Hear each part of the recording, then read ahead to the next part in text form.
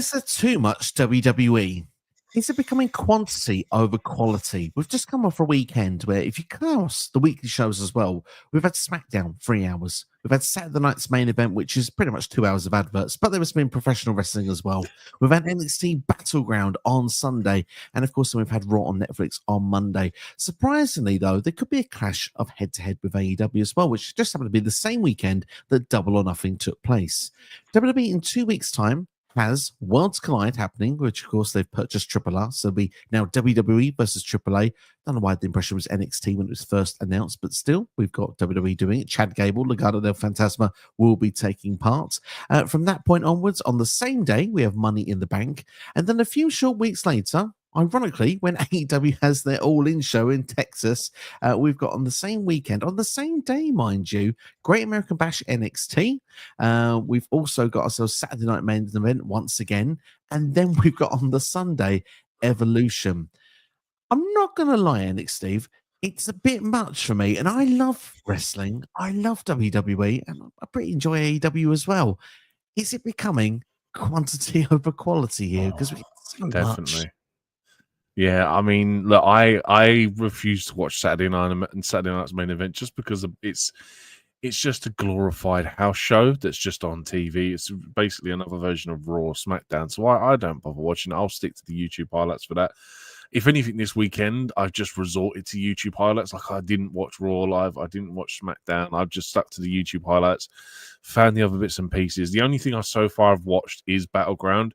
I do need to watch Double or Nothing, but I'm going to ask you now because I haven't actually seen it. How long is the runtime for Double or Nothing? Please don't tell me it's like 4.5 hours.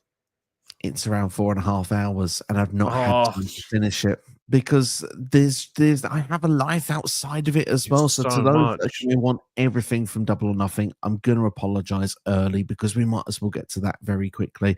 Sid asking, what did I think of Double or Nothing? I'm just going to say quickly, from what I've seen so far, it's a very good show. I am at the start of Tony Storm versus Mina Shirakawa, which is match 6 on the show. But unfortunately, I've still got Anarchy in the Arena. I've still got Osprey Hangman. And of course, I've got Storm versus Mina as well to watch. But up to that point, has been a very good show. I know the results, and I know that Anarchy in the Arena just is supposed to be like the most fun that AEW has. And I'm like so excited for it. But like, if I did this and got paid for this, sure, I'd watch it all. But it's just a little bit too much, man. Like, I don't have enough time today. Like I was saying to you before we started, I've had builders in all day. I haven't been able to sit down because it's been a case of one thing and another. And I'm like, I was meant to watch Double or Nothing and Saturday Night's Main Event today, or catch some of Saturday Night's Main Event. I couldn't do it. Just had no time at all. And I've been up since like 8 o'clock this morning. So I'm like, I don't understand like where the day has gone, and I just can't do it, man. It's so difficult to do, but I do think we literally get to the point it's too much WWE, because even though, and this is where I come to it and say to myself, look, I like the 5-match formats, the in your house style, if you want, shorter shows in a way, but when you have 2 of them on the same day, all of a sudden it becomes pretty darn heavy. And like you say, when you've got like jobs, for example, you've got families, you've got other commitments outside, it is too much to keep up with. Like I said, it's not a full-time paid position we're doing here on YouTube. This is pleasure. This is a hobby we're doing. We're very thankful that everyone that's watching and tuning with us so far, because hopefully it's your hobby to check out the content creators as well. And we're thankful you've chosen this one to spend some time with. But I mean, literally, when you look back at it, I mean, this weekend it's been so much to watch. But do you know what? I'm pleased to have seen a chunk of it. I do think that when you look at things, it is becoming quantity because of the fact when I look at Worlds Collide, the biggest match so far on there, which I'm looking forward to, by the way, El Vikingo versus Chad Gable. Look, that's going to be an incredible match itself. Have you heard that they've spoiled it already? Yeah, they have spoiled it already, because Vikingo is going to be sorry for those. Do you want the spoilers? Do you not? WWE's kind of already done it for you if you wasn't paying attention. The Mega Championship is likely to be on the line here because Vikingo's going to be challenging for that championship against Alberto El Patron, which some may remember better as Alberto Del Rio.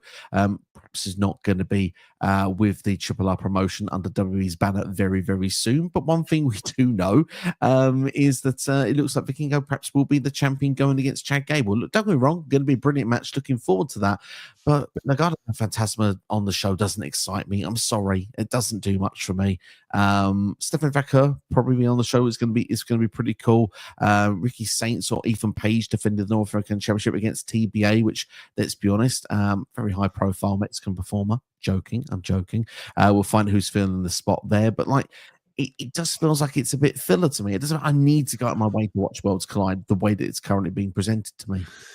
Yeah, I think they should have, like we talked about it on the preview to Battleground, that there should have been something at Battleground to get some interest. And the fact that the only thing we got was kind of a minor interaction with Stephanie Vaquer and two of the female talent backstage, just for JC Jane to interrupt it. And I just don't think they've, like, you've got 2 weeks to build this pay-per-view. And I know the whole idea is to get eyes on the eyes on the product, but can you really do that in 2 weeks of NXT tapings? Like, is that possible? Especially since, like, NXT this week is going to kick off with Ethan Page versus Ricky Saints for that North American title. And it's kind of like, yeah, sure.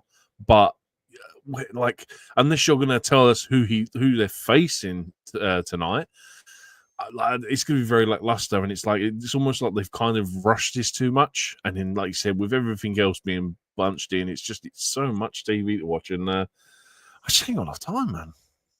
But it also comes down to the thing, and this is why I say quantity over quality, because obviously NXT was supposed to be in Tampa tonight. That show got pulled because of the ticket sales, ticket prices. It just didn't work out. Obviously, the pricing for Saturday Night's main event did very, very well. No surprise, John Cena was on that show. Ron Cena was there as well, which was quite a nice surprise to see also. But I love that from R-Truth. But yeah, obviously we had Battleground on Sunday, which did a respectable figure from my understanding. Raw, of course, is always going to be a popular ticket in town. But when you have NXT as well on top of that, it's 4 shows, 4 nights, 1 town, and they're expected to pay a fortune now for tickets. I mean, obviously, it's the same thing with Money in the Bank. Like, you got to pay a mortgage for like your front row tickets. I think it's going to be something like I think the ticket price is like $6,000 for Money in the Bank to get a ticket there. Like with all the perks and all the rest of it. But I've seen SummerSlam is like 40 grand for like front row seats for 2 nights. It's just it's getting a bit like, it's getting a bit much. That's all. I'm big support of WWE, and I'm sure a lot of people watching this early doors probably thinking that if you're not happy about it, just don't watch some of the shows. It's fine. You don't have to watch all of it. I get that, but I want to. See, I imagine they would have what they should have been clever with this, and they should have bundled the tickets together. Because if this is the one time where look, NXT obviously isn't the biggest brand, but look, you bundle a pay-per-view and a Raw or a pay-per-view and SmackDown together most times. So why haven't they done it with NXT? I just don't know. Like, instead of them cancelling it, I don't know. It just seems a bit of a weird one, but I'm very shocked, especially since Battleground was the main pay-per-view of the weekend, that they didn't feel like they couldn't sell it out and they've had to cancel the show. It's a very rare circumstance that they ever cancel shows, and for poor ticket sales as well is a very, very rare occasion. Is it a case that WWE are realizing now that they're starting to find their mark with a fan base that when they charge so much, for example, for tickets, that now it's becoming a point of right, okay, maybe we've gone too far here with the 4 shows, and now we've got this next set of tapings coming along. Like we've got, I believe it's Great American Bash, we have Evolution, and we have Saturday Night's main event on the same weekend, which is taking place on July the 12th and July the 13th, which of course same weekend as AEW All In as well, for those that want to watch nothing but wrestling that weekend. It's good for everybody for there. But yeah, I mean, they're not included in Raw, they're not included in the SmackDown, they've not included in NXT. Do you think then they've probably realized that 3 is the maximum amount of shows we can hit in one location at one time? Yeah, I would imagine so. I mean, I don't understand, I know that there's been the thing for years where people want NXT to go on the road, and it kind of makes sense to have them go on the road alongside Raw and SmackDown, but because I'm pretty sure all 4 of them are in the same venue, and that's, I think, the biggest thing. Like, normally for instance, you would get the big pay-per-view in another arena, the Raw and the SmackDown will be in a different arena, and I just don't understand how it's worked. And like I said, I think it's honestly, I think it's too much for one town. When you're expecting people to buy 4 lots of tickets for like 4 shows, and like I said, they should have bundled them. Really, I think that would have been the smartest thing because you would have guaranteed to sell then. But I don't know, man. It just seems like a very rare circumstance that they ever have. Like I said, all of the events in the same arena as well, which is kind of weird. And I don't know, like they're going to keep charging astronomical prices because people will keep paying them like god tier seats that are stupidly overpriced for what they are, and horrible seats that are not worth it. People will pay them because they're the cheapest tickets available to buy, and you're not going to critique them for it. And then the other thing as well is like they won't reduce the ticket prices either. So like they might drop them by like £10 or £20 or $10 or $20, whatever, when it comes to like the day of the show and they haven't sold out. But there's no like astronomical price drops as like a kind of like, or even just like a turn up on the door and get a reduced ticket price. You know what I mean? Like they just don't bother lowering the prices as well. And I personally feel they're getting to the point where they kind of know their limits and what to charge with pay-per-views and house shows and stuff. For me, I sit there and say a minute ago that they should have bundled the tickets. I don't actually like them when they do bundle the tickets because it priced me out of going to Money in the Bank a couple of years ago when it was at the O2 Arena, because I was like, I can't afford to take time off work to go to both shows, so I'm not going to go to SmackDown, and I don't want to justify having to pay a ticket price for 2 shows when I can only go to one. So there's pros and cons to both sides, but they're still astronomical, man. And I think that it's kind of like one of them things where if you're blessed with the ability to pay for those tickets and go to these shows, then by all means do it. I mean, don't get me wrong. If I won the lottery and I was a millionaire, hell, man, I'd pay for a 40 grand, 50 grand front row WrestleMania ticket because I could. But you're pricing out the average fan, and I've seen it online so many times now where people like they want to take their kids to a show, and it's costing them like £600, £700, $800 to take like themselves and 2 kids to a show, and then you have to tie in all the merchandise that they're going to want when they're there, and you have to take out a small bank loan to go to these shows now, and it shouldn't be like that, man. Definitely not. Does it get to a point that they might lose the common fan, that it's a different marketer that will be in the arenas watching these shows, and that way we might lose some of the energy, the fan base, the passion, the this is awesomes, the you effed up or whatever sort of chance these guys, whatever it is, fight forever. Are we going to lose that type of fan if it continues down this road? I think more than likely they will lose the family element of the business because, like I said, a lot of people, if you can afford it, they'll do it. But a lot of people will struggle or resent paying that much for a ticket for a child. Like they're not even like it's a reduced ticket. It's the same price regardless of age. So if it was like $200 for an adult ticket and then $100 for a child ticket, fair enough. Like you're offering a reduced price for an incentive for you to take your family along.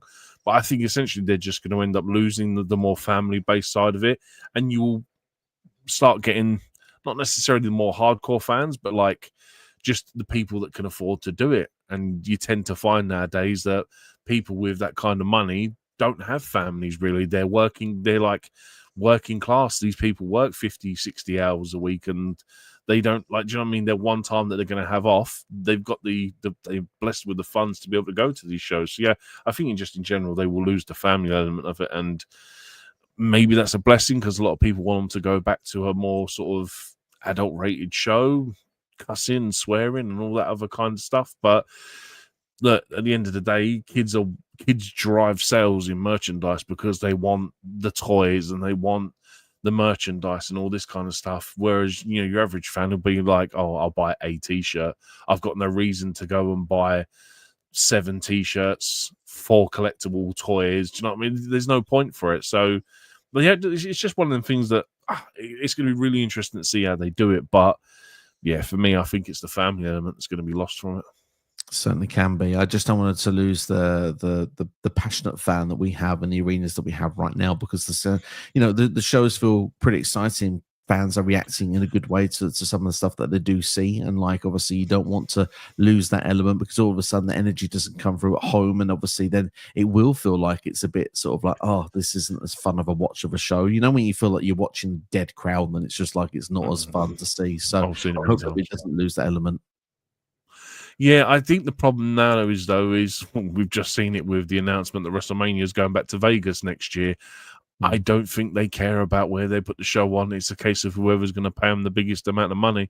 How can you sit there and announce that, yeah, we're going to New Orleans, and then just because Vegas come in and offer you more money, sorry, New Orleans, we'll get there one day, but we're going to go to Vegas next year because they're offering us more money.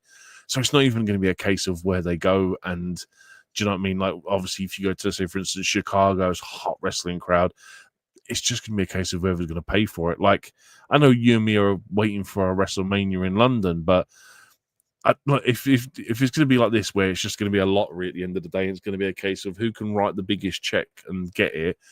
I very much without ever seeing it come here, because at some point it'll feel like Saudi Arabia will just break out a check for every single show, and we'll get a Saudi show for Rumble, SummerSlam, Survivor Series, and WrestleMania one year.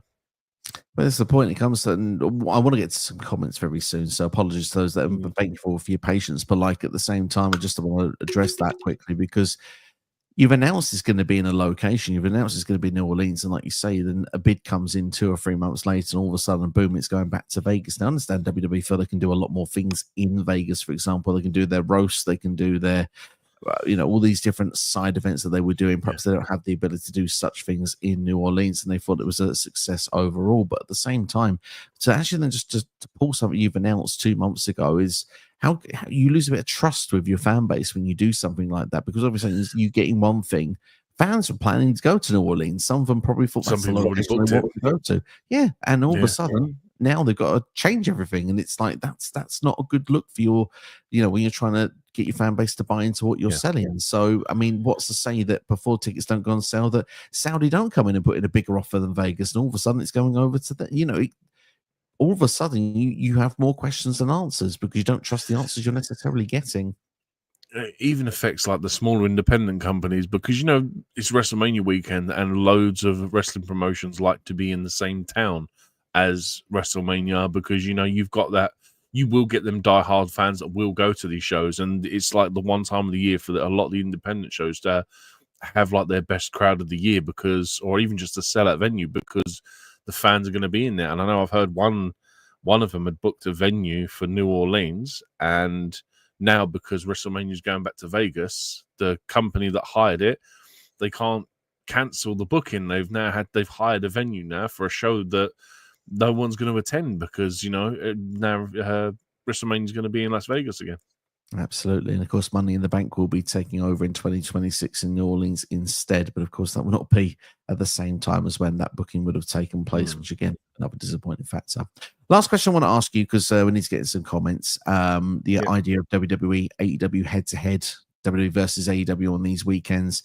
Obviously, AEW's obviously announced their shows ahead of time first. WWE have decided, right, okay, we're going to throw ourselves and perhaps try and take the viewership away. I don't blame WWE for doing it, because they are the bigger brand, they're the bigger market. But as a wrestling fan, whilst I understand the business side of it, understand the marketing side of it, surely there is people that understand that there are fans out there that want to watch everything. And I don't know, it felt nicer back in the day when you kind of knew, like, for example, back in the old days where there was WWE, WCW, they were on different weekends. They didn't ever go head to head, because ultimately someone is going to go somewhere else. They are going to lose some of that pie to AEW, whether WWE likes it or not, because some people do prefer AEW to WWE, even if more of the market may prefer WWE. So for me, I kind of wish that these were split onto different weekends, because my goodness, it could be getting quite heavy moving forward for when these two have got shows going at the same time. Yeah, I mean, it is very petty. Like you said, WCW, WWF used to put on alternative weekends, and it used to be the best of both worlds for fans, because it would be a case of, even if you weren't attending, especially because they were in the buy rate era, you knew that at least you were going to get, like, say for instance, like a normal pay-per-view would have got 10,000 people in it. If you're putting 2 concurrent shows on, that's 10,000 you'd have lost on a buy rate. Whereas if you put it on a different weekend, you're going to benefit more from it. And like, I think WWE, I think both companies would have benefited this weekend if they weren't on at the same time. Because you think, like, I think both of them did about 7,000 or 8,000 in capacity, and like, especially with like AEW, you can buy it on Prime now, so it's becoming a lot more accessible to people.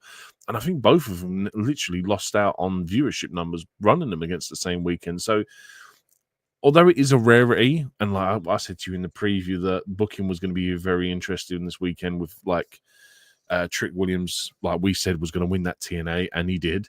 That TNA World Championship.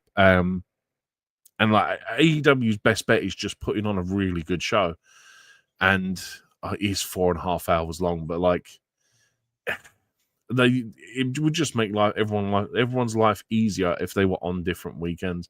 Even they don't even necessarily have to be on different weekends. It's like, I don't normally mind it when WWE have a pay-per-view on a Saturday and then AEW do the Sunday, because at least there's like breathing room in between. But like, I don't know. I suppose it's, again, it's just watch time, I suppose. Like, I could have easily watched a pay-per-view Saturday night and a pay-per-view Sunday night, but then you put them both on Sunday night, because I don't know, I forget, because you had Saturday night's main event. Yeah. So, yeah, running concurrently is just stupid. And like, I do want to watch Double or Nothing because it is a really good show, but where am I going to find 4.5 hours during the week? I can't even watch Raw at the minute or NXT at the minute because I haven't got enough time.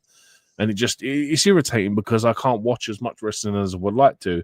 And then, like, if you restricted it to one show a weekend, do you know what I mean? It'd probably be a bit better. But look, at the end of the day, WWE don't care about AEW. If they want to run concurrently, they'll do it. And there's nothing much we can really do about it. We're kind of the ones that just have to like it and lump it. And they're essentially making you pick sides. And because we're such WWE fanboys, I mean, we've been watching this product for 30 plus years, and it's like it's what we know, and it's kind of like I'm more up to date with WWE, and I watch NXT a lot more. And let's be honest, because of my work schedule, AEW doesn't work for me at the minute. I can't watch Dynamite on a Wednesday because I have work the next day and just can't do it. So for me, WWE just works out better. But I don't know. I've waffled for ages now. Let's move on because I'm just going to go into an endless ramble. But yeah, they need to sort of, yeah, and start doing every other weekend or something. But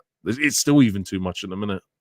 Absolutely. The thing is, like you just said there, WWE have made you do what they wanted you to do, which is you had to pick sides, and you picked Battleground. That's basically what happened. And they won from that fact, and they're hoping more fans will do the same. Look, I was the same. I did Battleground first. The reason I chose Battleground of the two, though, shorter show. It was the shorter show, plus it's very, very easy and accessible to do so. So that's where I went for that. But I will say, though, judging by this weekend's WWE action compared to AEW so far, I'm preferring Double or Nothing. That's where I'm going to stand it on that when we come into review time. But it'll be just to let people know as well, this Q&A format we're going to do from here. So your comments are going to dictate what we're going to do. We will summarize Saturday night's main event and Battleground. We're not actually going to just go through like half an hour, 40 minutes on each show. This is the other problem, is we can't do a proper review of each show because there's too much. How do you bunch three like shows together on one review? It's impossible. So now, instead of being able to talk properly about one show, we kind of have to just sort of take the crevices and the best parts, and it makes our lives harder. Because don't get me wrong, I suppose in 5 years' time it'd be fun to do a watch back because we never actually reviewed it properly, but it's just 5 years away. Absolutely. But the thing is, though, the good thing is we're here tonight. And the question is to the comments, what do you want to talk about? In the words of Code. Let's dive in then, shall we? Paul Simons says the TNA management didn't look happy to see Trick Williams win the TNA title. I wasn't happy either, Paul. But hopes Mike Santana will win the TNA title back from Trick. I mean, talk about that guy with the most generic TNA hat on ever, because that was horrific. Like, I saw it and I was like, you're meant to be like CEO and you've got like corner shop printing hat. I was like, oh my god, that's so bad. Yeah, it was a very interesting way to end the show. I'm not gonna lie, I'm really happy Trick won the title. I think Joe Hendry's done the job. It was there. It's done wonders for my TikTok. So again, I'm not going to complain with that. Thank you to everyone that's supporting the TikTok, by the way. 70,000 views on a video of Trick Williams about him winning the TNA World title. And that's the idea that Mike Santana should be the guy to win it from him. So, Paul, you kind of agree with me on that one, my friend. So did you post that before Battleground as well? Because having Santana in the backstage interview during the show as well, and I was like, wow, how fortuitous can you get with a TikTok video? It's what it is. It was fortuitous and it was great timing. Had I put that an hour later, a day before, or whatever, then you'd look like a fraud. Yeah, would have gone terribly, terribly wrong, but it worked nicely. But thanks to everyone who's supporting on the TikTok side. I do appreciate it a lot, and it's good to see one breakthrough like that on the algorithm. So let's see if we can make more of it happen, and also here on YouTube as well. If you enjoyed the video, hit the like button, share our event, subscribe as well. Royce says, what was your favorite match at Battleground? Well, it was that main event for me. It was the match I enjoyed the most. It was the match I was most invested in. Oh, really? Oh, okay. Mine was the opener, Sol Ruka versus Kalani Jordan. I thought that those two absolutely knocked it out of the park. Sol Ruka doing a springboard X Factor off the top rope, a modified backstabber where she uses her foot, and then the Soul Snatcher from the top rope to the middle of the ring was phenomenal. Look, man, this wasn't the best show in general. It was very middle of the board, and for me, first two matches, I believe. I had this and Jordan Grace and Stephanie Vaquer as 3.5s, and I had the main event as a 3. I don't know why I didn't as a 3. I'll let you carry on, Steve, just while I check my notes, because there's got to be a reason why I didn't rate this as high. The thing is, the reason why I cared about this match more than anything was that it was the thing of will they give Trick the title, and it was how they might give Trick the title if he was going to do it. So the fact there was a bit of shenanigans that protected Joe Hendry and their involvement, the fans were split as well between the two performers. They wanted the NXT guy to win, but yet they still were buying into Joe Hendry stuff as well. So for all of that reasoning, I was like, that was the match. It had my attention. Stephanie Vaquer versus Jordan Grace was a great match, and like you say, I mean, Kalani Jordan and Sol Ruka, they might as well be dance partners at this point. They can't have a bad match, those two. It's incredible. Yeah. That, like you say, the Sol's finisher, the way she delivered that off the top rope to Kalani was exceptional. Those 3 matches were brilliant. The rest of the show, Miles Bourne performance was fine. I enjoyed that with Obafemi. I thought they did well with Miles. I've got a poo-poo on that. I've got honestly poo-poo on that match because I think it failed in what it was supposed to do. So Miles, from what I've seen in that one match alone, Miles Bourne has a very limited moveset. Oba dominates 90%, and at no point I think he does a Randy Snap power slam, which is the only thing that gets the crowd on their feet, and Miles doesn't get no offense in. At no point did I think he was going to win that match, and that's where I think that match failed for me, because it just honestly felt like McAfee versus Gunter. It would be a case of Miles Bourne would get one, he'd get a drop kick in.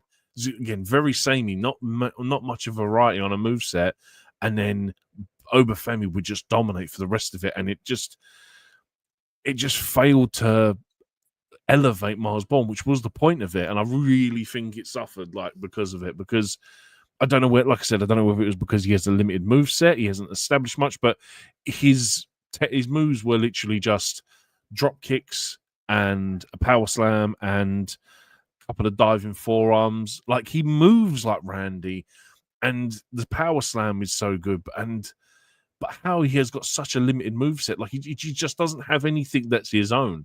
Like he's not doing anything unique to make himself stand out. And like I said, I don't think he had a breakout moment where there was the realistic chance that he could beat Obafemi. That's fair. That's totally fair. I mean, I thought the match was fine. I didn't think it was exceptional. I thought it was just okay. The other 2 matches, I mean, the Josh Briggs match, really didn't care about it, but it made Josh Briggs look good in the match.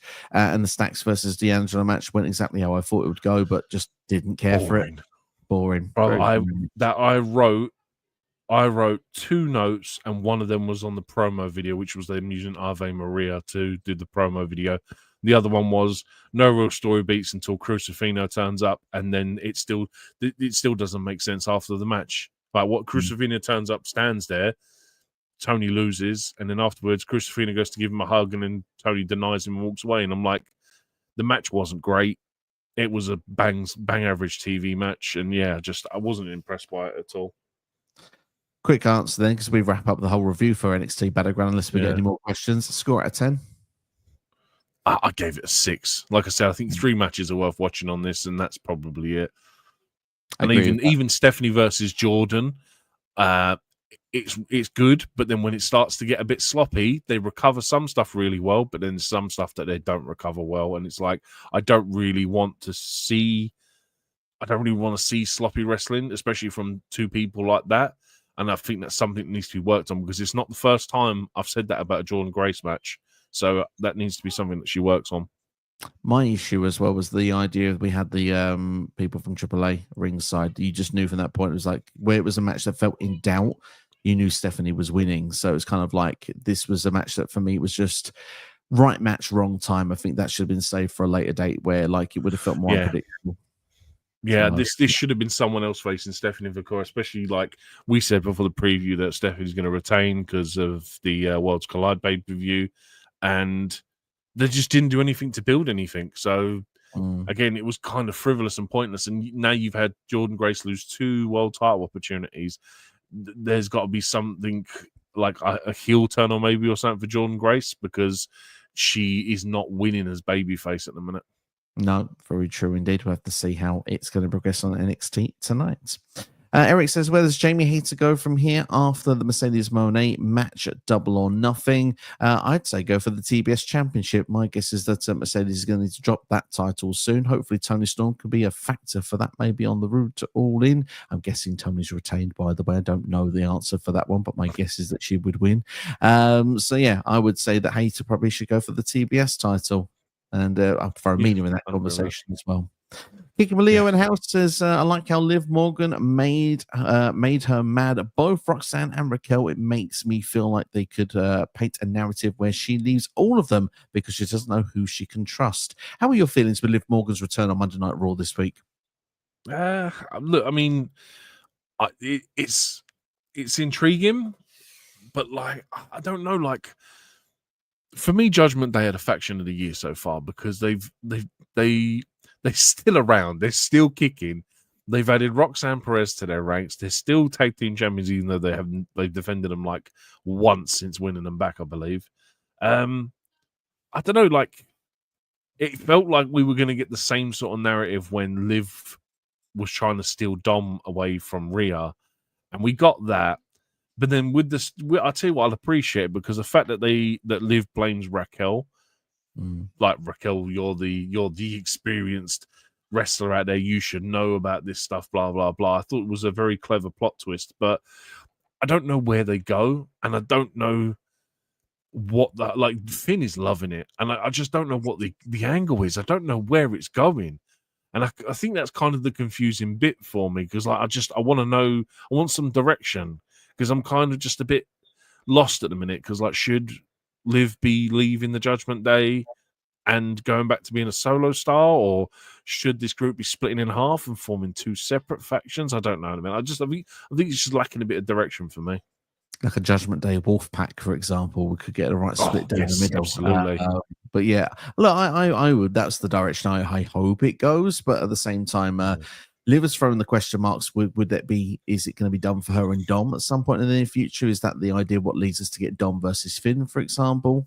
Because Finn was loving it and Roxanne was loving it as well backstage. You can see that there's a bit of cahoots going on with that. So I'm guessing it's a split down the middle. I like what they've done here as well. Like you said, with Raquel, was a very good way that Liv reacted with that, because I do think Raquel was the one that was in the wrong. Leo does go on to say as well, what do you think is next for Liv Morgan? How can they get there with her and Roxanne? Could they compete Evolution 2 or at SummerSlam? Right now, I would say probably Evolution 2. But do you know what? I think they could be clashing Money in the Bank first, because Roxanne is there. Liv Morgan looks to be getting the last qualifying match. Do you reckon Liv Morgan makes it to Money in the Bank? I would think so, just because the fact that those 2 will then cancel themselves out for the winner. And I think like they love to do it where they book certain people in those matches that cancel themselves out because of it. It plus also helps drive story and builds narrative. So I imagine at some point, one or the other will end up costing the other one the briefcase, which will then lead on to Evolution 2 or SummerSlam or something like that. Absolutely, yeah. I mean, the thing is, it just makes the match more interesting if Liv Morgan's in Money in the Bank for me. So, yeah, I'm going to say that she will qualify and get that last spot that will be available next Monday night. But we'll have to wait and see. But yeah, perhaps maybe Evolution 2 for Liv Morgan versus Roxanne could be a match we could get. But wouldn't complain if it's delayed all the way to SummerSlam either at this point. I think because it's Evolution 2, it'll be the tag team titles on the line. I think that's probably where they'll lose them tag team titles. Interesting. We'll see who and how that will happen. Do you think AJ Lee will show up at Evolution? No, for me. Hopefully, because then we can get my dream booking for SummerSlam. Hopefully, we'll go with hopefully. I would love to see it. I just don't think it will happen.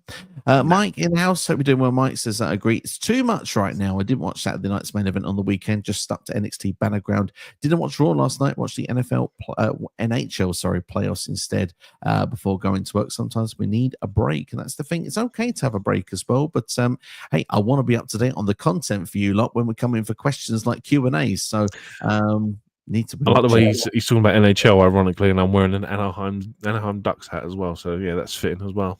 Absolutely, indeed. More of an NBA guy myself at the moment. Need to see the Knicks pull it back. We're 2-1 down at the moment in the Eastern Conference Finals, which means currently Michael Cole needs to wear a tank top on Monday Night Raw if they lose that series to the Pacers. Awesome. I don't like. I have like, dude. For anyone who's lived in the UK and grew up in the 90s and watched the Mighty Ducks, the Ducks are kind of my team for hockey.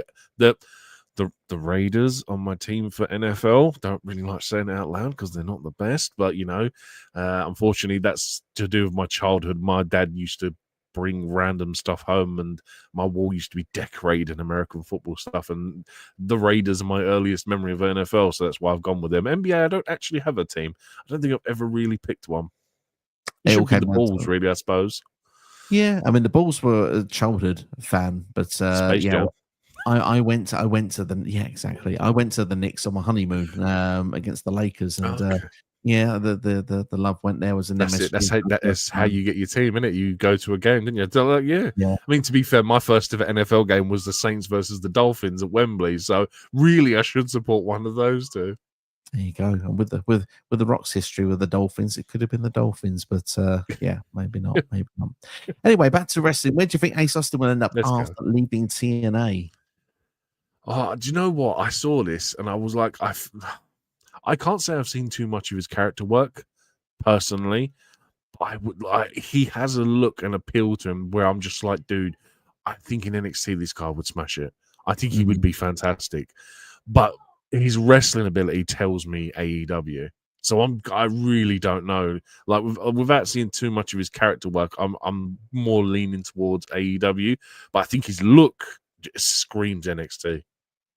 Thing is, I kind of agree with everything you just said, and I've seen a bit more of his character work. He has got some character work. He was not too bad. He's not shown so much of it in his last days in TNA when he was teaming with Chris Bay for a lot of the time. But Chris Bay's I would say that his early days he was doing a lot more going on. But I'd like to see him in NXT. I will say AEW though. Mike goes on to say, as much as I like NXT Jacy Jane, it isn't believable her as a challenger for the NXT women's title. Jane is more of an NXT North American women's title. To be honest, I don't even have her at that level at this moment. I don't know. Tag titles is probably the best for Fallon Henley. Yeah, do you know what? That actually makes a lot more sense. Like that, if those two, because those two have just been arguing for ages, and I think they argued backstage in a couple of the segments on Battleground, and then for it to run up and just throw fists at the car. I said earlier, I don't think it makes sense when you've got Worlds Collide 2 weeks away. It does nothing to build however that show's going to go down. So tonight's going to be really interesting. But if you stick them tag team titles on them, it would give them a reason to stay together a bit longer before we inevitably get a split between them. Seems like that will be inevitable at some point down the line. Paul says, I was disappointed Georgia Grace didn't win the NXT Women's Championship. There's always another day. Leo goes on to say, they keep Liv as heel or turn her face, maybe even blur the lines between both, because I strongly believe she will win the Rumble. Like you guys said, she faces a world champion at Mania. I feel like Liv has got some star power coming back. I don't know. I felt a vibe with her on Raw last night, and it was like it felt like a big deal she'd returned. I'm interested. I don't know what's going to happen with the Judgment Day split if she goes to being face, if she's going to be heel, but you would imagine Finn at the moment would be more heel with Roxanne, and Dom, weirdly enough, would go face if that's even a possibility. But yeah, it looks that way. It looks that way. So I'm just interested to see where it's going to go at the moment. But I mean, lacking direction. It is lacking direction, but it's also quite exciting to see. Yeah. Mike says we've seen hits of Sol Ruka and Zarya's eventual split. Many think Zarya turns, but I think it's Sol Ruka instead. Turns happen when Zarya's trying to help, but backfires. It costs Sol the NXT Women's North American title. I mean, it certainly would be a nice surprise to see Sol Ruka be the one that goes heel. I was getting the impression with that as well. Especially the way Sol's been presenting herself recently, not like the kind of fun living surfer skateboarder kind. Like she's been almost not dressing up, but like presenting herself on a different level because she's a champion. So again, I can see it being Sol as well, just from the vibe that she gives off. Certainly, indeed, yeah. I mean, I've still said I think Zarya will be the one, so I'm going to stick with Zarya. She should be. I just feel like it's not worked for her so far in NXT, maybe because she came at the same time as Julia Vacker, and we've got Jordan Grace in there. You can't push everybody at the same time, but I think that Zarya right now would be beneficial to be that next Women's North American champion. I think that would work quite nicely, but time will tell. I like the idea of doing something different because it does feel the obvious route that Zarya would turn heel at this point. As Sid says, asking $10,000 for a ticket and wanting you to comply, but not having fun. Yeah. It's because they've apparently they want fans to stop swearing, don't they? And I'm sorry, if I'm paying $10,000 for a ticket, I'm gonna swear all I want, and there ain't nothing you can do about it. Absolutely, indeed. Doesn't matter where in the world they are, fans will do what they want to do. Brooklyn says that Triple H is doing way too much at this point. Yeah, I kind of feel like it's quantity over quality at the minute. A lot of people say WWE is in a bit of a lull period. They're not as invested in what's going on. It's not just one of consensus. I enjoy the shows, but I would say there's too much going on a weekly basis.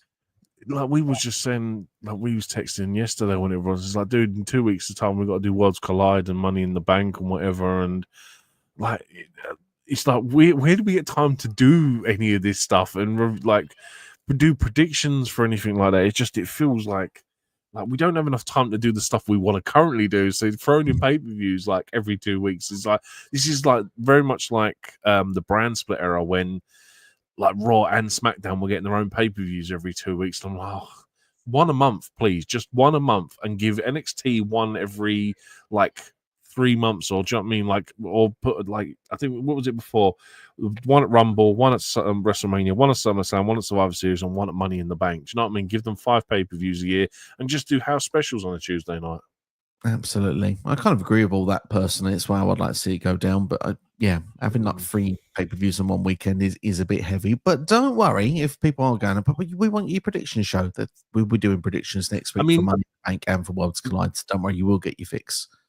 Let's be honest, Saturday night's main event, the only pulling power that has is that Jesse the Body Ventura is doing commentary because he absolutely lost it for that steel cage match this weekend. He was like, I've never laughed so hard.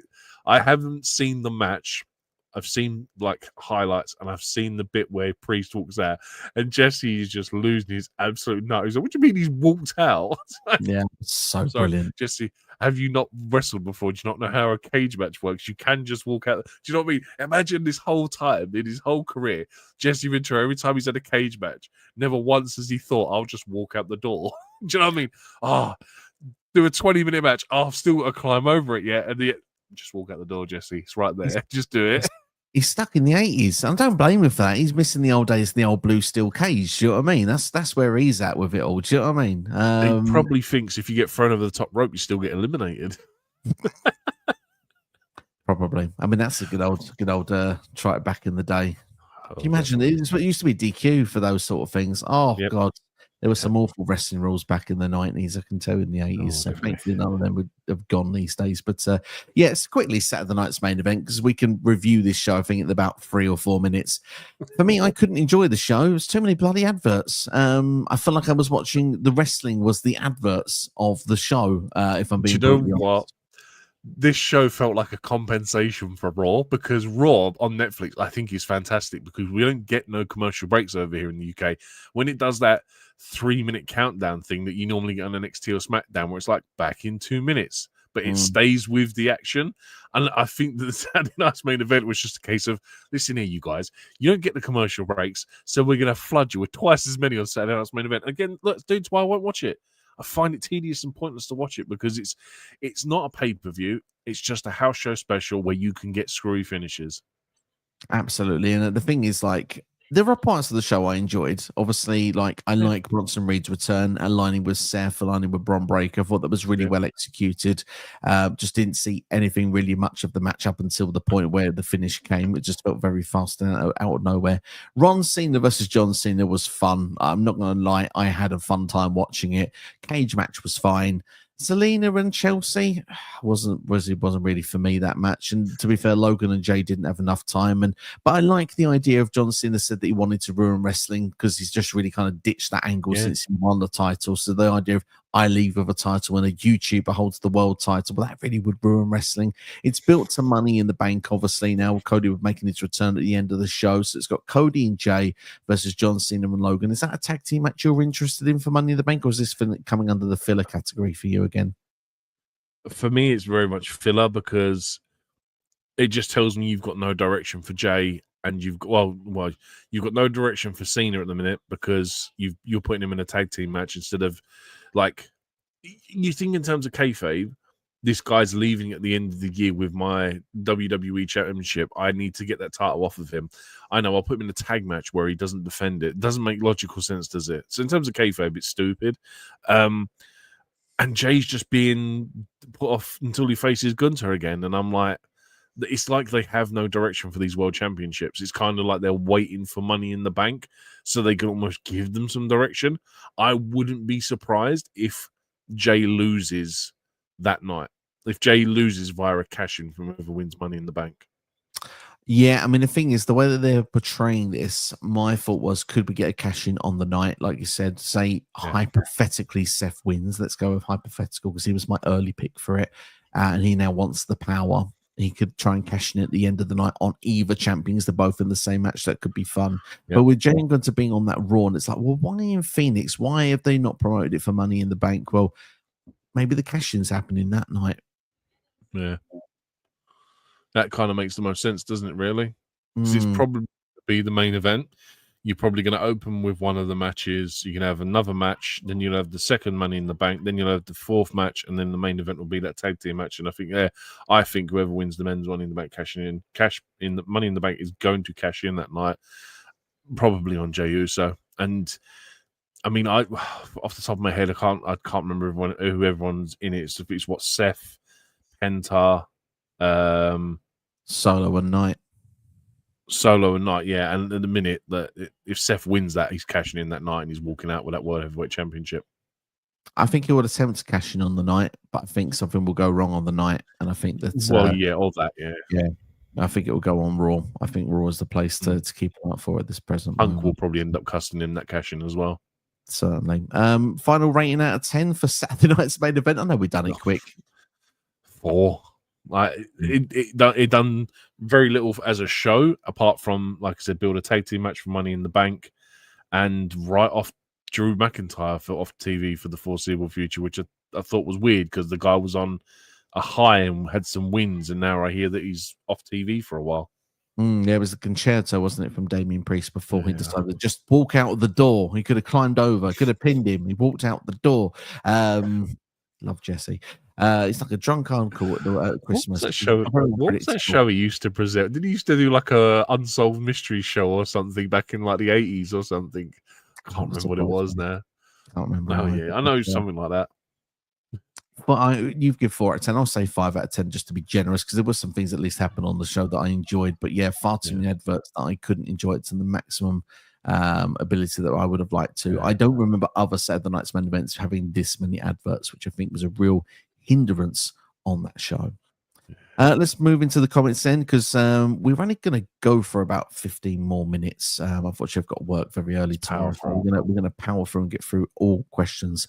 Since the Raw started great, ended great with 2 Money in the Bank qualifiers, everything else in between. Good luck getting anyone to care. Not an explanation from Jey Uso on John Cena. Yeah, it's gone to the focus of Gunther once again. To be fair, John Cena pretty much explained on Saturday night's main event. I don't think we really needed much else from that. And like I said, going to Raw and you're going back to Gunther again, it feels lazy. I don't know. I don't really want to say it, but I don't want Jay's run to just be focused on one rivalry the whole time. And it kind of feels that way, like where it's just Gunther is his main opponent. And yeah, I mean, look, I can't really say much else on it because, like, there's nothing to say. It's the same stuff that we've been doing since January. There's nothing new to talk about with it. In terms of the Money in the Bank matches, dude, Dragon Lee almost killing himself on that suicide dive through the ropes was fantastic. And I saw a TikTok video earlier where someone was complaining that Chad Gable was in this match. And they were like, well, we know he wasn't going to win it because he's already competing on Worlds Collide. So why was he going to compete? Like, how was he going to compete on Worlds Collide and Money in the Bank? And I was like, they're not on at the same time, and they're in 2 different arenas about a mile apart. So I'm pretty sure he could go from one to the other within like the time his match finishes to do the second one. So I don't know, man. Like, yeah, just a great match, and El Vikingo getting TV time on a Raw is a plus, man. Again, another great way to at least try and promote Worlds Collide. Absolutely. There's one thing I would say very positive about Worlds Collide, because obviously, like you said, the Vikingo match with Chad Gable will be exceptional. They're actually showing Vikingo on quite a few shows now as well. He was around on WrestleMania. He was around on Saturday night's main event, obviously. Now this past Monday on Raw as well. And you do think to yourself, well, Chad Gable can't beat Luchadors. He's proven it again on Raw. But I know somebody who can. El Grande Americano. Bold prediction. El Grande Americano is going to be the main champion in Triple R before the end of the year. Oh, that would be, dude, it'll be so good. And I don't want that to be El Grande's peak, though. I want El Grande to be a world champion in WWE. And, you know, I don't want them to treat AAA like ECW was when they brought it back. And it was kind of like, do you remember how Jeff was the WWE champion? It was like, yeah, Matt was ECW champion for a bit. It's like, I don't want AAA's championship to be a dirty little secret that no one wants to admit to.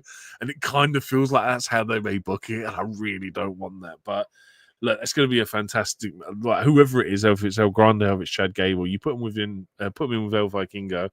And that's already a reason to put bums in seats. So I'm well looking forward to that. I'm so actually excited to see this pay-per-view.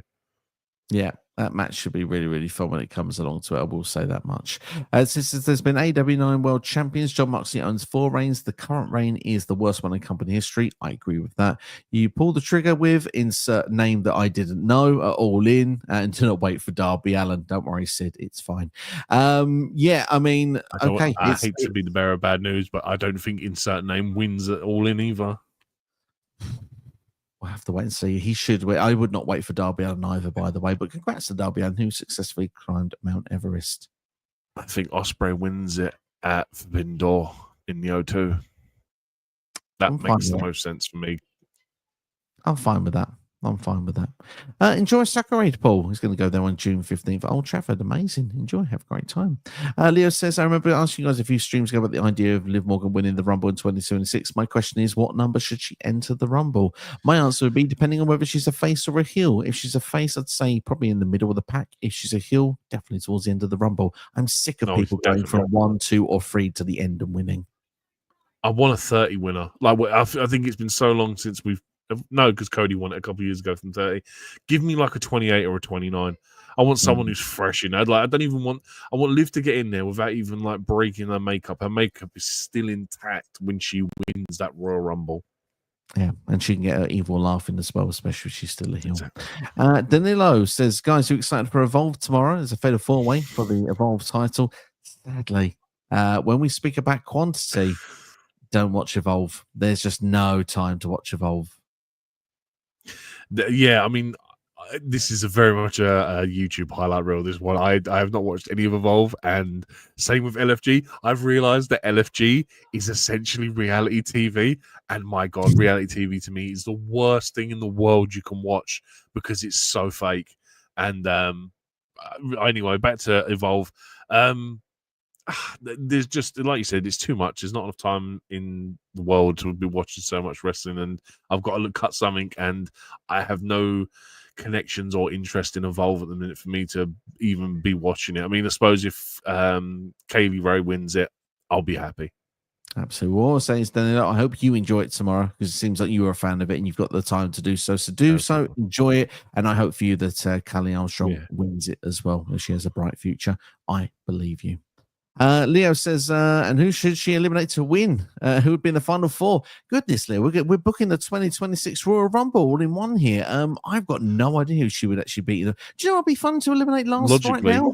Things? Roxanne Perez. Roxanne Perez, yeah. Yeah. That's exactly it. Yeah. Have a final four, throw in Raquel, she's stuck in the middle, and why not let's stick in Charlotte Flair, because she's always there, isn't she, at the end? Oh, God. I'll tell you what. You're talking about Charlotte Flair. I saw a comparison side by side of a Julia move, and she did the same thing to Charlotte in their Money in the Bank qualifier, and Charlotte no sells it. I was so pissed at it, man. Charlotte no selling for Julia is just it well wound me up. I can't look at Charlotte Flair at the minute. She's wound me up. Absolutely. To be fair, I totally get it. Leo was considering going to WrestleMania 42, but it's not that far. But now they're going back to Vegas is baffling because they were just there, and regardless of ticket prices are ridiculous and out of hand. Too many Benjamins. Absolutely. And apparently a lot of the TKO people are around the Vegas area, so it's kind of handy for them. So we could potentially expect more WrestleManias in Vegas. That's where the UFC headquarters is, isn't it? In Vegas. Yes. That's probably why. Yes, so it's gonna be kind of like WCW was back in the day. You used to always get Halloween Havoc in Vegas every year.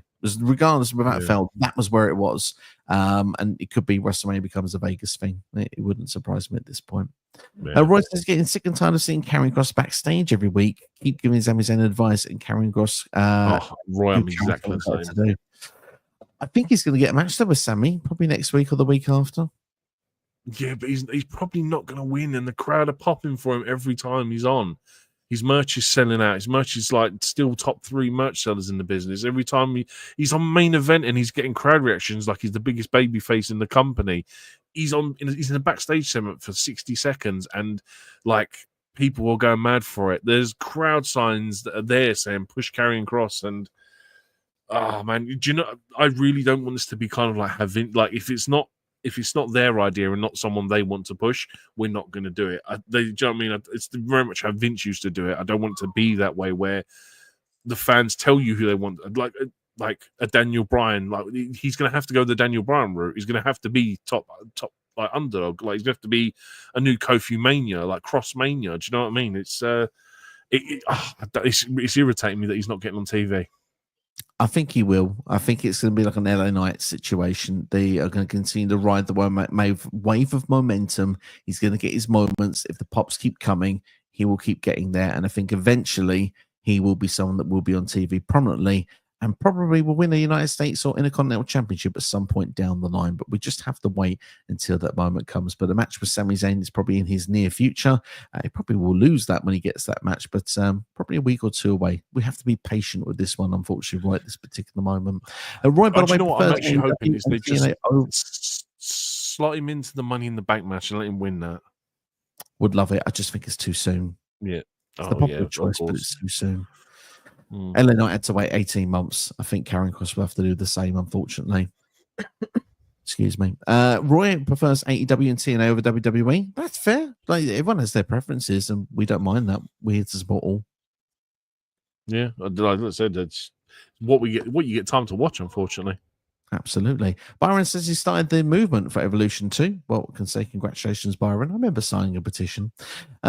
We've got here Bobby in house. Bobby, hope you're doing well. God, I love that indeed. Bobby, hope you're doing well, my friend. Says, since Giselle Shaw is the MLP, Women's Canadian Championship of Maple Leaf Pro Wrestling, who would you like to see her go against and be her first opponent?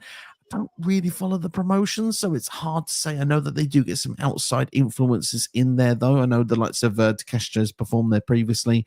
I know some TNA stars have performed there recently as well. But if there's someone you could pluck out of a hat to face Giselle Shaw, who would that be? Who's John Morrison's wife? Lyra Tower Valkyrie. Why not? Tower Valkyrie is a big name star that can take a loss. I like that, and she's Canadian as well. Just for that reason, I go with a tag team partner right now in AEW, Deonna Purrazzo, because Purrazzo is being wasted. She should be doing a lot more, in my opinion. Just my feeling on that one. Let's have a look here. We've got Byron suggesting Night of Champions could be Dom versus Finn. I like that. I like that. Earlier than SummerSlam, but I'll take it. We've got here Ray saying Indy Hartwell won 3 titles since leaving WWE. I think she'll be winning more. Did you see that Under Siege was put on the YouTube channel like the following day, by the way? Just because I was just thinking about Mustafa Ali drop kicking her on the side of the head. And look, props to Indy Hartwell for like she's deserved it anyway. Like I'm so glad that she's doing well now. But yeah, just a random side note. Yeah, Under Siege that was on, they put it up like the next day on YouTube, and I was like, shouldn't I be paying for this? It's great. It's great. I'm happy. I'm happy it's there. Do it more often, TNA. The women's division finally being rewarded with their own PLE, absolutely, for the second time, and it's well deserved as well. The thing is, Evolution 2, I'm really happy that's coming back, by the way. I know we're saying about quantity and quality and all that sort of stuff, but Evolution 2 is something that can really make a difference, and it's inspirational for young females that want to aspire to become pro wrestlers in the future, and they get to see this show. I think that this is something WWE should do yearly. Yeah, it should be essentially like a women's WrestleMania kind of thing. Like this should have all the bells and whistles about it, and they should be making a really big deal of this. Certainly, indeed. Aries hopes that Roxanne wins Money in the Bank. She deserves it. I want to see her win it as well, but I'm starting to wonder if my prediction may change closer to the event. Yeah, I would think so as well, especially like I don't know, like sometimes they always like to throw a swerve with one of these winners, don't they? Like Austin Theory winning a couple of years ago. So, like as much as Roxanne Perez makes like kind of sense, it almost is a bit too early for her to win it. I think. Absolutely, yeah. At this moment, same with Julia as well, but that limits down the numbers in Money in the Bank. One thing I'll just say quickly about Money in the Bank before we move on. They made note that you can challenge for any title in WWE. Doesn't have to be a world title. No, makes me think that mid-card, they're going to do a mid-card championship again. So if Roxanne does win it, she could be cashing in on Lyra and Becky. No. Don't do it. It's the dumbest thing. Why? I've got an opportunity to win the biggest championship in the world. No, I'll go for the mid-card title. Stupid. Don't do it. Agreed. Emphasize it, but don't do it. It was like Otis winning and then challenging for the tag team titles. Don't do it. It's so dumb. It's very dumb. Byron wanted Saturday night's main event to be the one to go away. Currently, after last weekend, I would agree.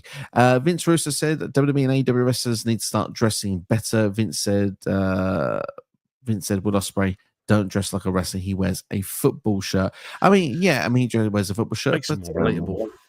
Yeah, I think it makes him more like he likes it because he's from our part of the world. Do you know what I mean? And like, it's very common to just see people wearing football shirts on a daily basis. So, do you know what I mean? I just find him like makes him more human, if anything. Certainly does indeed. I agree with that as well. Mike says, as for NXT Battleground, he gives it an 8 out of 10. Very solid overall. Sol versus Kalani stole the show. He said that the 6-man tag and Tony versus Stacks were fine, but could have been better. Other matches delivered in his opinion. Goes on and says, well, every Money in the Bank winner successfully cashed in. Sooner or later, they need a failed cash in. Don't want Julia to be the first failed cash in. Wonder if it'll be Rhea. Well, at least Rhea would be like a big name and it wouldn't harm her so much. Same as what happened with John Cena. Yeah, it's very true. But then you say that screams like a Chelsea Green winning Money in the Bank and failing it, and I really don't want that either. Like Chelsea Green is just on his superstar, and like at this point doesn't deserve to be losing with a Money in the Bank cash in. So I think Rhea is probably the safest bet. If you're going to do a failed cash in, Rhea is the safest bet. Rhea is the one. I mean, Chelsea's not even in it this year. If rumors are to be believed, it's because of the fact that they knew fans would want Chelsea to win so much, and she's not their planned winner, so they thought it was safer just to not put her in the match. Yeah, honestly, it's the safest way. I mean, you could say the same about LA Knight because a load of people want him to win it as well. But the momentum that Seth is on at the minute is kind of already forcing your hands with who's going to win that one. I think if LA Knight was to win it out of the bag, it would be such a quality moment, but I just can't see it happening. He's who I want it to be. I think those Seth Yeah. is who it will be, like you just said there. Do you prefer Cameron Cross with hair or a bald head? With hair. He looks amazing. Like, just like, look, when you've got hair like his or AJ Styles, just grow it long and like wear it with pride, man. Like, when you're that age, I'm blessed that I still have a full head of hair. Do you know what I mean? At nearly 40 years old, whereas I know people that are half my age that have got half a head of hair. So, do you know what I mean? Kind of lucky. Absolutely, yeah. I mean, for me, I would say that I think the current look of Karrion Kross is the one that works best. He had a bit of a halfway house when his hair was long, but not long enough, and that didn't work for me. I preferred bald Karrion Kross at that point, but yeah, great locks at the moment. Can't really argue with that. Would you like to see Scarlett Bordeaux wrestle in WWE? I can't say I remember any of it. And I remember she wrestled in TNA for a bit or Impact, and I was like, I honestly can't remember it. So I can't say it's something I want to see just because I don't remember it. I think it comes down to her herself. If she wants to wrestle, I'm keen to see it. If not, I'm fine with her just being a manager at this point. Bring back the Mixed Match Challenge. Yeah, exactly. And I think the roster's pretty loaded at this moment. Sure. Ray, last comment we'll take then said Vince Russo said Chelsea Green is not a good wrestler. But Vince Russo can stick a microphone up his backside. That geezer doesn't know what he's talking about. Chelsea Green is honestly, there is no one in the world that deserves more than Chelsea Green, because that girl shows up for work every week, puts a smile on her face, does the job she's told to do, and doesn't complain, and she deserves that, man. She deserves the absolute world. She is a superstar and a legend, and Vince Russo can stick it. All I will say is, regardless of whether I think Chelsea Green is good or not, probably is irrelevant to the comment. It's more the fact that if you go back to the times when Vince Russo was booking WWE, there were a lot of people that were not good wrestlers, but do you know what they were able to do? They were able to get over. And one thing we can't deny with Chelsea Green, she gets over. She is different to the rest of the pack for sure, because people remember what she does. Right, we're going to wrap it up there, ladies and gentlemen. Thank you all for watching, and hope you've enjoyed this video. If you have, hit that like button, share with a friend, subscribe as well, all that good stuff. Sorry, it's a bit of a shorter one this week, just the fact that work commitments and all. But let us know in the comments, is it too much WWE right now? Is it quantity over quality, or do you feel actually it's all just fine? It's all quality, it's all good, give me more. Does WWE need a show every day of the week? Let us know right now in the comments below, and of course you can give us your take on Saturday night's main event and NXT Battleground as well. And hell, talk about Double or Nothing as well if you want to as well. Look after yourselves and each other. We'll see you for the next video. Keep an eye out this week. There'll be more content dropping. Take care. We'll see you very soon.